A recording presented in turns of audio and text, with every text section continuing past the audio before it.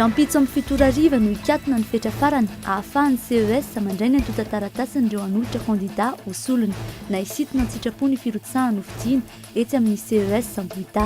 Baccalauréat nitomby isan'ny mpiadina kilasy famaranana nitsokan-daharana tamin'ity taom-pianarana ity. Ohatra amin'izany ny zava-misy etsy amin'ny lycée Jijira Bearvelo nanomboka androany ny fanadinana, andrasana ho amin'ny 20 septambra ho avy izao kosa ny valin'ny fanadinana ho amin'ny fampianarana ankapobeny. Anao fihetsiketsehana eo amin'ny kianjan'ny demokrasia na mahazo na tsy mahazo alalana ny mouvance Saravalomanana manomboka rampitso amin'ny 20 atoandro araka ny fanazavan'izy ireo androany manoloana ny mpanao gazety. Ary farany mbola miantra ny fihazonan'ny fanjakana ny vidy-solika ary miankina amin'ny fifanarahana sy ny mpanafatra izany hoy ny avy ao amin'ny fikambanany mpanjara solika 23 ariary isaky ny litatra ny tombom-barotra izy ireo ankehitriny, tombony izay nambaran'izy ireo fa mila tsy araka ny masokarena maro samihafa.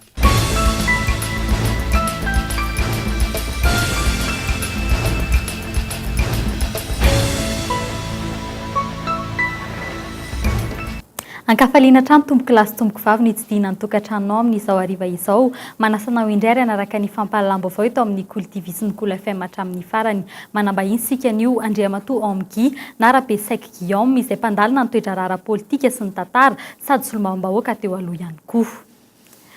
Fanomboana ny fampahalalam-baovao zava-misy eto amintsika fivarota-tena amin'ny endriny vaovao any amin'ireny tambazotra sosialy toy ny Facebook ireny ny tovovavy sasany no mandraikitra fotoana amin'ny lehilahy. Lafo kokoa ny sarany aloha raha ny tambazotra iray tsy niariary fa ny euro no miresaka. Ireny karazana message privé ireny no manamora ny endrika fivarota-tena mihaja iray ity. Fanadihadiana manokana nataony Ilta Asinjo. Tsy mijorojoro eny atsisin-dalana intsony na mandany ny alina amin'ireny fa mihaja toy ny olon-drehetra mahay mikirakira ireny solosaina ireny manana kaonty amin'ny tambazotra sosialy fotsiny dia vita amin'ny fivarota-tena. Ny mahasamihafa azy amin'ny atsara lalàna na analakely amin'ny atoandro ny fotoam-piasana matetika ary euro ny tarehim-bola miasa. Tsy dia tsara tarehy na bikana avokoa ireo tovovavy mirotsaka amin'izany. Misy ny avy any ivelany tonga eto an-tanindrazana. Tambazotra iray izy ity ary mpinamana avokoa izy ireo toy ny varotra rehetra, misy ny ady varotra toy ny fivarota-tena rehetra ihany koa anefa misy fomba firesaka hafahafa. Ity tranga iray ity ohatra 200 euro, izany hoe any amin'ny 9 ariary latsaka ny tomba bidiny ny fafinaretana mandritra ny tontolo andro iray. Mahafantatra izany ireo mpampiasa ny tambazotra sosialy. Sûrement aloha tsy maintsy misy ohatran'ny réseaux sociaux rehetrarehetra ihany. Raha mieritreritra mety ohatra ny ahoana ny fomba fisamana izay? Sûrement aloha dia bouche à oreille angamba ilay izy no mandeha. Fahafantarako anazy aloha raha ny eritreritro manokana. Misy vehivavy ohatra hoe tsisy atao izy na ohatr'izay dia miresaka amin'olona amin'ny alalan'ny FB izy dia ao izy manao sy mitady besoin zany. Surtout mahita bandy manambola efa miasa izy dia profiteny dia sady mivarotra tena ihany nefa izy amin'iny.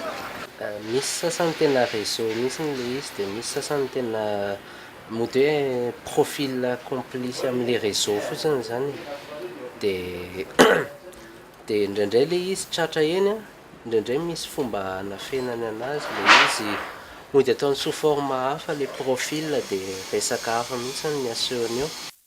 Tsy misy arofanina loatra azo apetraka manoloana ity endri-javatra iray ity. Tsy misy azo atao amin'ireny resaka amin'ny message privé ireny noho izy ireny tsy toy ny forum ka hoe misy sivana azo atao. Noho izany izay rehetra mampiasa ireny tambazotra sosialy ireny dia mety ahitana na sendra andrem-pivarotena mihaja ireny avokoa. Dia ao amin'ilay resaka ilay Facebook indray io moa resaka privé raha hatramin'izao koa mbola tsisy ilay fanasivalony zavatra eo privé malalaka be ka dia sarotra aminao ny zavatra privé n'olona io sarotra ny amefiazena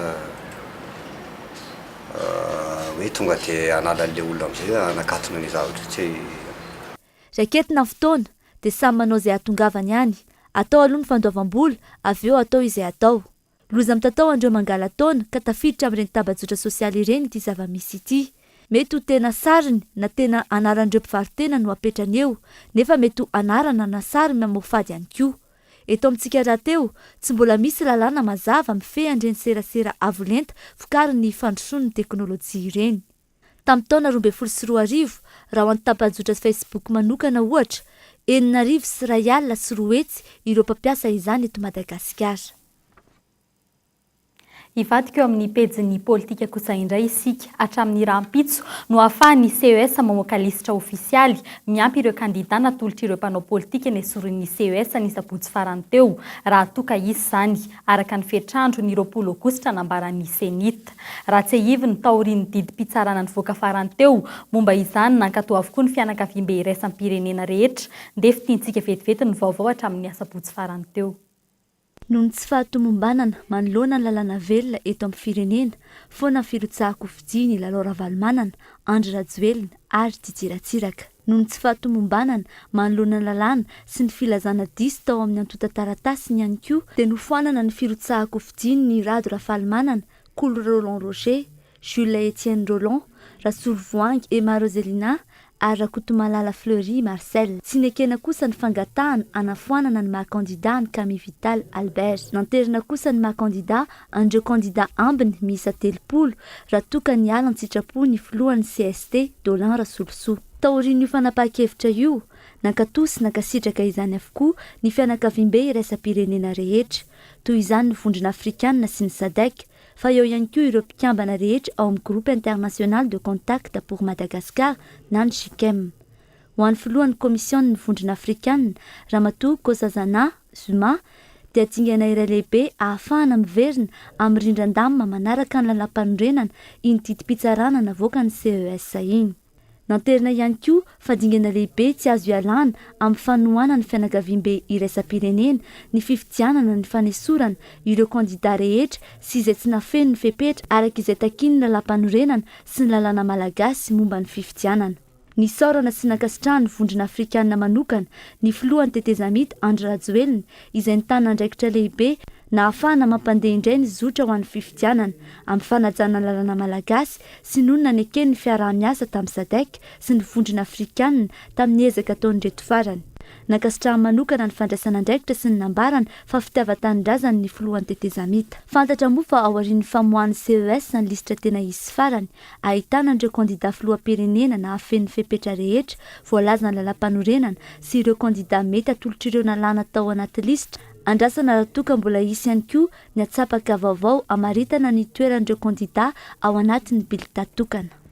Hitarika olona etsy amin'ny kianjan'ny demokrasia ny Pomban-Ravalomanana marika manomboka rahampitso raha ny fanambaran'izy ireo androany. Etsy ankilan'izay aleo andeha amin'izay ny fifidianana hoy ny olom-pirenena tsotra fanady adiny. Nampiaka-peo ro Mamirakoto Arvelo sy ny namany androany. Tsy eken'izy ireo ny nanesorana ny Lalora Valomanana tsy ho kandida. Ho setrin'izany manohitra ny fianakaviam-be iraisam-pirenena izy ireo ka hidina an-dalambe manomboka rahampitso. Manapa-kevitra ny mouvance Ravalomanana fa hanao hetsika manomboka rahampitso mba ho tonga eo amin'ny kianjan'ny demokrasia rahampitso manomboka amin'ny 20 mba hanehoantsika amin'ny fianakaviam-be iraisam-pirenena fa tsy rariny ireny fanapahan-kevitra mindraisy ny CES zay fantatra fa ny fianakaviam-be iraisam-pirenena no nametraka azy ireny. Miombon-kevitra amin'izy ireo amin'ny tsy fankasitrahana ny lisitra vaovao navoaky ny CES ny sabotsy teo ny kandida Laza Razafy Arson. Tsy olona no olana eto amin'ity firenena ity fa rafitra. Noho izany zay dia tsy anatin'le hoe mitsipaka nefa tsy anatin'le koa hoe mankasitraka zato isan-jato le fanapahan-kevitry ny CES satria efa fantatsika fa rafitra ny olana eto olana ara-politika izany misy problème lehibe eto fa izay kosa dia miantso fitoniana amin'ny vahoaka malagasy zay matsiaro voailika ao anaty zany fanapahan-kevitry ny CES zany satria rahantsika malala fa izahay dia nitolona ho amin'ny fanatanterahana fifidianana nefa koa izahay dia tsy nanohitra le fanapahan-kevitry ny CES teo aloha noho ny amin'ny hoe olona fa noho ny amin'ny tsy fanaran-dalàna koa noho ny tsanganan'ny avitra ao amin'ny firenena rahantsika malala zany zao fa sarotra ny zavatra hitranga sarotra ny raharam-pirenena amin'izao fotoana zao Ho an'ny olom-pirenena tsotra kosa efa mafy loatra ny kaikaiky ny vahoaka amin'ity krizy lavareny ity. Tsy akasitrahany akamaroan'ireo olom-pirenena sendranay ny fikasana anakirotany eto amin'ny firenena. Aleo andeha ny fifidianana hoy maro amin'izy ireo. Amiko manokana aloha dia mila atao ndraikany na fifidianana tsy efa mahantra loatra le vahoaka dia mba eo amin'izay hoe tsy miara mitondra tsy ny olona rehetra fa mba misy olona anankiray zany afaka mba manome fahafahana ny olona hoe mba zao no atao fa manjary lasa mandray andraikitra daholo dia tsy hita izay hoarahana tompoko. Nokana ny fifidianana tsy ilaina amin'izao fotoana izao satria ny fifidianana dia natokana ho an'ny firenena milamina ka Madagasikara mbola tsy ao anatin'izay filaminan'izay. Fahitako azy zany tokony aroso ilay fifidianana satria hita mihasarotra amin'ny raharam-pirenena amin'izao zany raha tsy miroso amin'ilay fifidianana zany vahaolana. Rosany zalamanao ino atao efa zamo dia miady zany ohatrany hoe ahempotra foana dia ahempotra foana dia ahempotra foana fa raha amiko tonga dia aloko tonga dia aroso. Fifidianana ny ilaina ka rehefa atao ilay izy dia atao farak'izay aingana. Tokony raha mieritreritra zany ireo mpitondra firenena ireo dia tokony mba hoe hafanganana ilay satria zay vahaolana zany mety ho hita ahitana an'ilay ivahan'ilay krizy eto amintsika dia tokony hafanganana zany ilay fifidianana. Ny tetezamita aloha zany tena marina fa taratonga dia foanana zany no marina. Zay zany ny sosikevitra zay. Fa tena tafiditra lalina be mantsika amin'ny fiainana. Mila fanganana fifidianana fa mijaly ny vahoaka. Iverina any amin'ny vahoaka amin'ny alalan'ny firosoana amin'ny fifidianana ihany ve ny fahefana sa mbola hompidonireo tsy manaiky raha tsy mirotsaka hofidiana. Ikorotana indray ve zany Antananarivo manomboka rapitso. Anao ahoana ny fandriam-pahalemana ho an'ireo ankizy manala ny fanadinana baccalauréat raha ampitso. Mankatoa ny fanapahan-kevitra noraisin'ny CES vaovao ny lehiben'ny gouvernemanta Omer Berzika. Raha ny heviny hitondra ny firenena amin'ny fivoahana amin'ny krizy ny fanapahan-kevitra noraisin'ny CES ny asabotsy lasa teo iny. Mbola nanamafy hatrany ny Prime Ministra Omer Berzika fa ny fanatanterana ny fifidianana ihany ny vahaolana hivoahana amin'ny krizy mampitsaly ny vahoaka indrindra fa ho an'ireo sahirana. Izao fifidianana izao tokony hitondra amin'ny mpanao politika tsirairay fandavatena mba tsy hevitra afa-tsy ny tombotsoa manokana, ny tombotsoan'ny tsirairay na ny tombotsoan'ny vondron'olona miaraka aminy no hotandrovany no eritreretiny fa ny tombotsoa ambonin'ny firenena, ny tombotsoan'ny malagasy rehetra izay efa miaina ao anatin'ny fahantrana tanteraka anisany mitondra an'izany fahantrana izany izao krizy lavareny miaina itsika izao ka izay fandavatena izay no zava-dehibe ary oka samy ahy famela izay koa dia zavatra anankiray izay ihany no ahafahantsika miverina indray amin'ny fifampitokisana amintsika samyntsika malagasy amin'ny mpitondra sy amin'ny entina ary koa amin'ny fanjakana izay mety hipetraka eo raha itsika no misafidy an'izany fanjakana izany. Araka ny fanambarantsika tany am-piandohana dia manambahiny sika amin'ity anio ity tsy izy izany fa Andriamatoa Amgina Rabesaiky Guillaume izay mpandalina ny toetra ara-politika sy ny tantara sady solombavambahoaka ihany koa teo aloha. Miaraba tompoko. Miarabanao namana ny andro dia miaraba ny mpijery ny Kolo TV amin'izao arivarivo izao. Araka ny efa remo zany dia tato anatin'ny fampahalam-baovao hatramin'ny alahady lasa teo ihany koa sabotsy lasa teo misy ny lisitra vaovao navoakan'ny CES dia misy sady koa ireo mieritreritra ny hidina an-dalambe noho ny tsy fankasitrahana io lisitra io. Ahoana kosa ary ny hevitra ao mahakasika izay? Zavatra roa no ambarako aloha zany dia hoe ny voalohany isika malagasy raha nanao an'ity tetezamity ity dia ny ampitana amin'ny 4e République. Matetika adino zay. Misy tanjona atsika zany ilay lazainy hoe krizy io iampita any amin'ny zavatra anankiray ilaitsika malagasy dia ny Repoblika fahefatra. Ary tsy maintsy mandalo amin'ny fifidianana zay. Noho izany dia tsindrina eto raha mbola malagasy ihany koa ka ty tanindrazana dia tsy maintsy mino fa ny fifidianana ihany no solution tokana ankanesana amin'izay 4e République zay. Rehefa tonga ny amin'ny 4e République tsika dia vita ny krizy. Zay lazaintsika ho tetezamita. Ary tsisy tsy maniry an'izany ny malagasy rehetrarehetra. Ny CES any atsika malagasy hoe.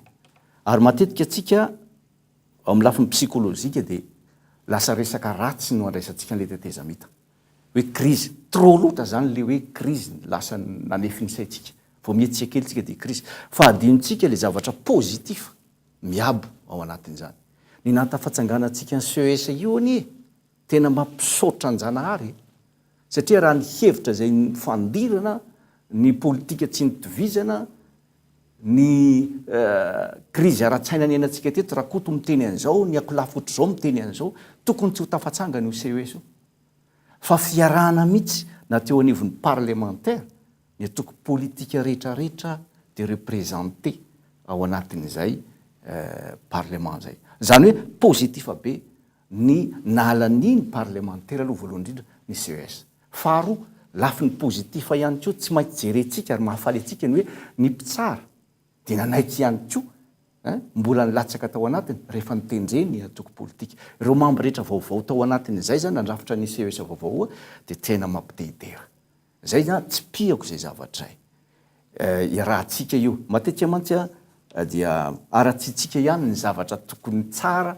de raitsika satria lasa areti-tsaina amitsika zany zavatra any ka ho aloha de mampisaotra an-janahary ny natavy-joroan'ny parlementaire ny lalàna izay natolotry ny gouvernementa handrafetana azy isaoraka ihany koa ny malagasy reny izay membre tafiditra ao anatin'izany satria nisy fanekena hoe andao noho ny fitiavan-tanindrazana sarotra be ny mandeha mian'le teo fa andao tsika iroso ny SMM nge nanday hoe zay de tsy mahavita fahafafa be fa matoa mbola voarafitra tao anatin'ny fotoana fohy monja ny CES positif zany représentant de ho azy zany ny tanjona de hoe raha tsy nisy an'io zavatra vaovao io tetotsika no raisina ny fahafanikiotsika satria ny lista vaovao zay narosony CES ny esory tao an-doha le hoe tsindribokitry ny communauté internationale tsika ho a de membre ao anatiny vondrony le raisam-pirenena ary misy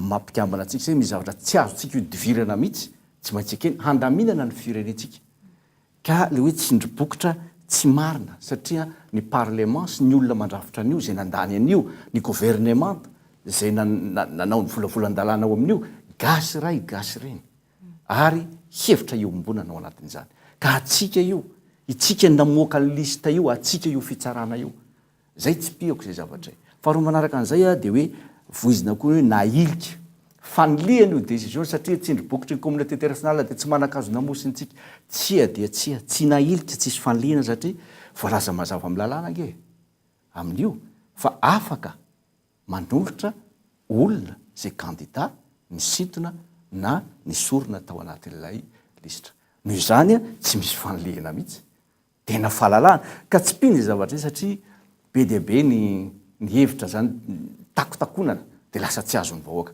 tsisy faniliana zany na ny kely ary tsisy hoe tsindribokitry ny communauté internationale fa very ny fiandrianam-pirenena gasy tsisy parlement afrikanina mihitsy ny parlementa malagasy fa fiombonany atoko politika tao zay zany ny fijeriko azy lafi ny miabo ianao ny nahatsanganantsika ny CES reto amin'ny tany sy ny firenena inona kosa ary ny lafi ny mihiba indray no resahako hoe inona kosa ny mahatonga antsika mbola ao anatin'ny krizy foana amin'izao fotoana izao zavatra roa no lazaiko toetsaitsika tsy maintsy ho vaitsika de ity itsika zany tena olona mpanao culte de la personne ary tsy maintsy alany intellectuel gasy ialantsika malagasy no atao culte de la personne de hoe filelafana tsangan'olona zany hoe na hoanina tsy hoany na tsy ara-dalàna na ara-dalàna zay tsy te halala fa ny anay de tsy maintsy io ihany ny anay ny milatsaka na misy tsy fanaran-dalàna reo ary zavatozy zay amin'ny toetsaina lasa fanatisy manito rahantsika amin'ny politika eto ka raha mbola manohy an'izay tsika tsisy realisme zany fijerena zava-misy hoe na ity olona ombako ty tiako be fa ohatra ny tena tsy tafy io satria misy zavatra tsy ara-dalàna anomalie de noho izany tokony misy souplesse fa ny atsika tsy zay fa de hoe ny anay sanatria salamiadina kolany atsika ny fiainam-pirenena hoe ny anay de ity tsy maintsy miady am'ty avelao raha de nivoizina teto hoe zany maninona moa raha avelao samy milatsaka rehetrarehetra azafady tompoko zavatra tandalàna no atao eto noho izany raha zavatra tsy normal de aza tao an'izany fa tsy adina kola sanatria ny vava ny fiainam-pirenena ka hoe na de tsy normal io de avelao ao ihany fa io ihany ny anay zay ny mampilamime tsy misy firenena afaka milamina ao anatin'ny tsy fanaran-dalàna ary zay nisy saorana ny CES teo satria na iliny zany hoe ny sorony izay tsy normal araky ny lalàna zay ny parlementatsika ihany no nametraka azy hoe izao ny lalàna zay ahafany platsaka fidiana arahana.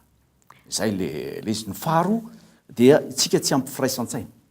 Hanao élection tsika dia tokony iray saina amin'izay. Zay ny any atao fihavana pirenena. Resaka amiko ny sisan'izay. Fa raha vao tsisy firaisan-tsaina hoe fifidianany no fitiavan'ity tanindrazana ity tsy ao anaty krizy ny vahoaka efa mamay, efa mijaly. Dia mbola ny sasany manao ty izy ireny atao, ity atao adabo io, feuille de route zany tsy izy. Zany ange ny ambiance ty. Tsisy firaisan-tsaina. Ka manomboka izao ry malagasy mpiray tanindrazana. Tena andao raha iray saina ifatoka any amin'izay fifidianana izay dia ireo kandida zay ao atoloriny ianao raha ohatra ianao tsy afaka milatsaka dia andao avelanao faninanana masina ao anatin'izay. Inona kosa ary ny dingana ho arahantsika tokony arahantsika araka ny hevitrao mba hirosoantsika amin'izay fifidianana tokony ho tanterahan'izay? Tsotra ny vahaolana sy ny zotra arahantsika rehefa haitsika anie zany. Voalohany indrindra anjaran'ny senita amin'izao fotoana izao zany ny manondro ny datim-pifidianana amin'izay. Ho concentré kokoa amin'ny fifidianana ny vahoaka. Ary za mino raha tsy misy ny mpanakorotana satria tsika ihany moa micrée problème etange. Haitsika manaratsy ny communauté internationale sy ny any ivelany. Fa ny tena mariny sika mihitsy micrée problème eto. Ary raha tsisy zany no micrée problème dia ho tody izay datim-pifidianana izay iarahana amin'ny vondrona raisam-pirenena araka ny voalazan'ny lalàna miaraka amin'ny senita dia mino aho fa ny vahoaka ho vonona amin'izay. Sisa rehetrarehetra dia hiomana amin'izay ny kandida ary atao ny fitiavan-tanindrazana ny rehetrarehetra araka ny voalazako teo ny firaisan-tsaina. Zay ny zava-dehibe. Eny ary tompoko isaorainao ny naiky ny vahiny tato anatin'ny fampahalalam-baovao. Mitsotra. Ho toizantsika eo amin'ny lafin'ny fampianarana kosa indray tao anatin'ny taom-pianarana 2024 sy 2024 dia efa hita taratra ny fiantraikan'ny Kristy eo amin'ireo mpianatra ireo amin'ny kilasy famaranana izay hiatrika ny fanadina-panjakana baccalauréat ny tena niaran'izany. Nidina hatramin'ny 7.5 isanjato ny isan'ireo mpianatra ao amin'ny kilasy famaranana Sokajy tao amin'ny lycée Jean Joseph Rabearivelo Analakely ny 3 volana farany tamin'ny taom-pianarana 2024 sy 2024. Ny krizy no fantatra fa anisany antony goavana nahatonga izany raha hanambarany talen'ny sekoly. Verinay zany fa hoe noho le tsy fahampiana dia mitsoka andara ny ankizy. Faharoa dia ankizy koa zany rehefa faraparantao zao dia aleony ihany koa makany amin'ny reny cours d'appui. Raha ny fizotry ny fanadinana androany kosa dia 7.7 sy 700 ireo mpiadina avy ao amin'ity toeram-pampianarana ity no niatrika ny baccalauréat androany manerana ireo foibe mpanadinana eto Antananarivo. Tsy nandray fepetra manokana mahakasika ny fandriampahalemana ny sekoly fa toy ny isan'andro ihany ny fiarah-miasa amin'ny komisaria izay manara-maso manodidina ny lycée.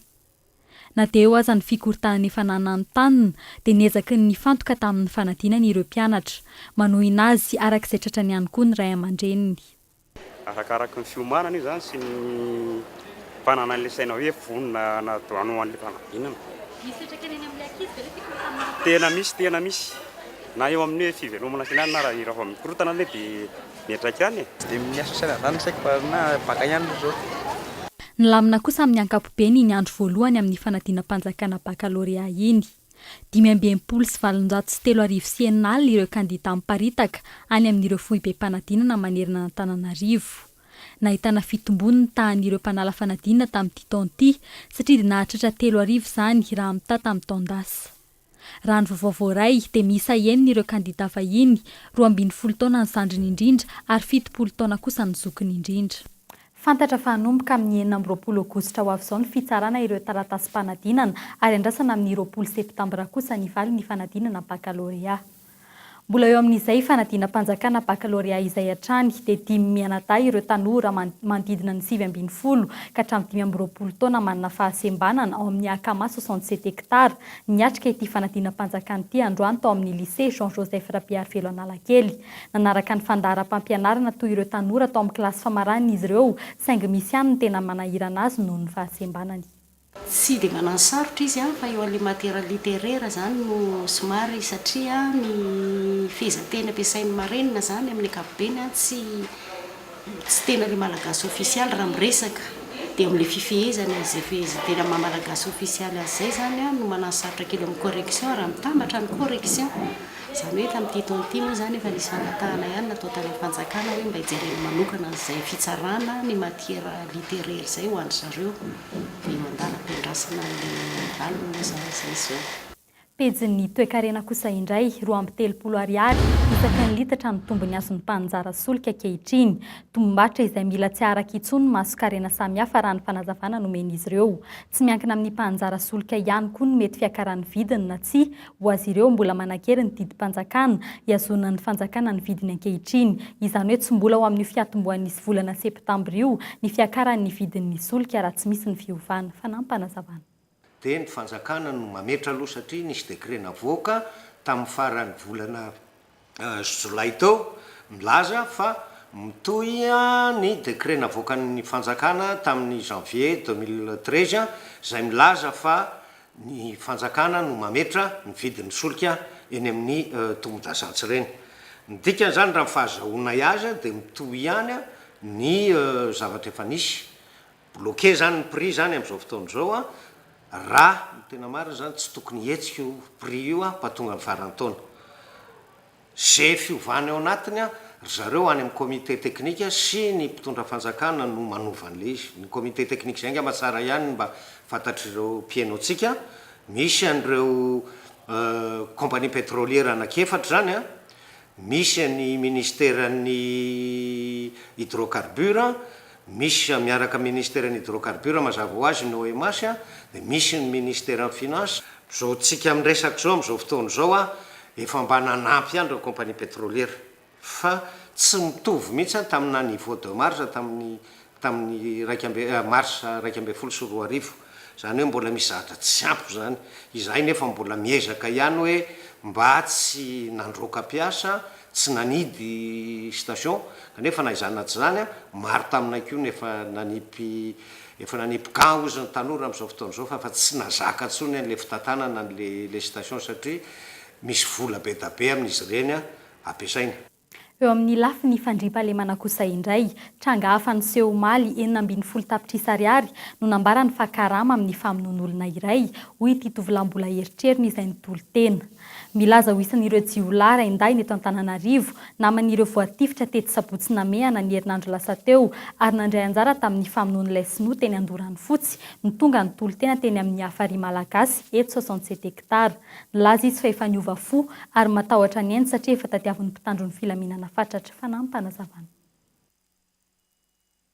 Misy tovolahy anankiray manodidididina 20 taona eo nilaza izy zany fa anisan'ireo jiolahy mahery vaika notonoany manokana tamin'izany moa famonoana sinoa sy navoatifitra ny namany ary nalasa ny namany teny tsefa. Ny ankapobeny zany dia tahotra ny fitsaram-bahoaka sy ny tahotra ny notifirin'ny polisy zany no tena antony nanatona ny naimpiaro zon'olombelona dia niantsony brigade criminelle moa zay dia tonga teto amin'ny biraonay brigade criminelle naka azy ampilaminana dia nitondra azy nanao fanadihadiana tao amin'ny brigade criminelle Lanosy. Ny zavatra tena tianay ampitaina dia anisan'ny voalaza zany nandritran'izay fa anisan'ireo jiolahy tao amin'ny tambazotra n'ilay teny sabotsy namehana n'izy tifotriny izy ary manambadika nanao sipa zany ny filazany azy tao akasina dia te hody any am-parafaravola. Ezaka moa izy nilaza hoe niova fosiny sisa. Lafim-baovao hafa kosa indray tsy vitan'ireo sampana mahazatra piany famonjenan'ny mahaolona intsony ny fanampian'ireo niarambony rehefa misy ny loza mitranga maro isan-karazany eto amin'ny firenena.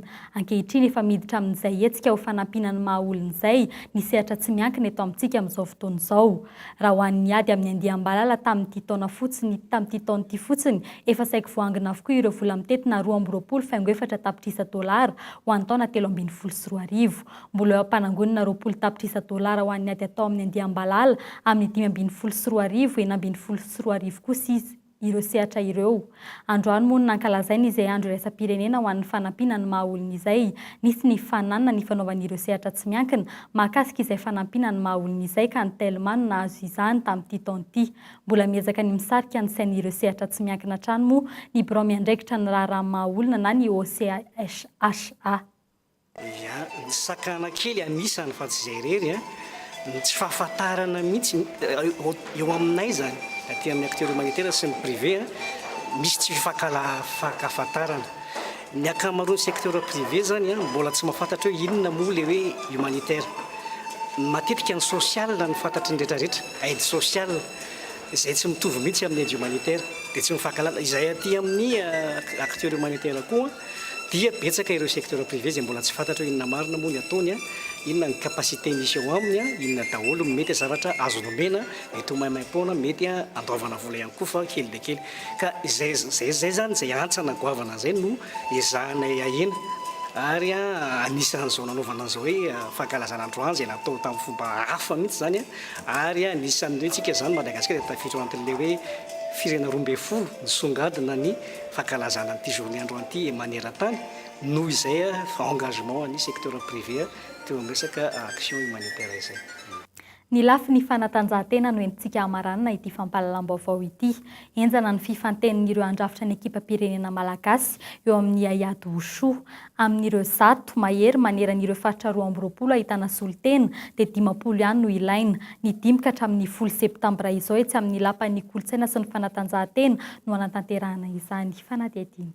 Pikatroka maherin'ny 100 no ifantenana ny 50 andrafitra ny ekipa pirenena malagasy eo amin'ny Ayady Osho izay fedina ny tompon-dakan'ny Afrika andian'ny fadimy atao eto Madagasikara etsy amin'ny lapan'ny kolontsaina sy ny fanatanjahantena ny fadimy ka hatramin'ny 10 ny volana septambra ho avy izao. Tsy mifampitsitsy ireo nandray anjara tamin'ity fifantenana ity satria dia mafy izany idirana ao anatin'ny ekipa pirenena malagasy izany. Na izany atsany nefa dia efa vonona tanteraka ireto ekipa malagasy ireto eo amin'ny fiatrehana ny ady iraisam-pirenena ary saika manerana ny faritra 20 moa no ny fatenana ireto ekipa pirenena malagasy ireto. Andraisantsika anjara avokoa ireo sokajy ndanja rehetra ary eo amin'ny lasy mivavy ihany koa no andraisan'ny Madagasikara anjara eo amin'izay Ayady Osho amin'ny andian'ny fadimy ny fiadina ny tompon-dakan'ny Afrika izay. Tsara mampafantatra fa tombo no atsika eto Madagasikara ny fampiatranona izany ary dia zava-dehibe ho atsika eto Madagasikara ihany koa raha toa ka ho avy eto Madagasikara ihany i Zakisanina zay anisan'ny tompony izay taranja Osho izay ary dia hijery izany vatany ireo malagasy izay tonga etsy amin'ny lapan'ny kolontsaina sy ny fanatanjahantena amin'io andro io.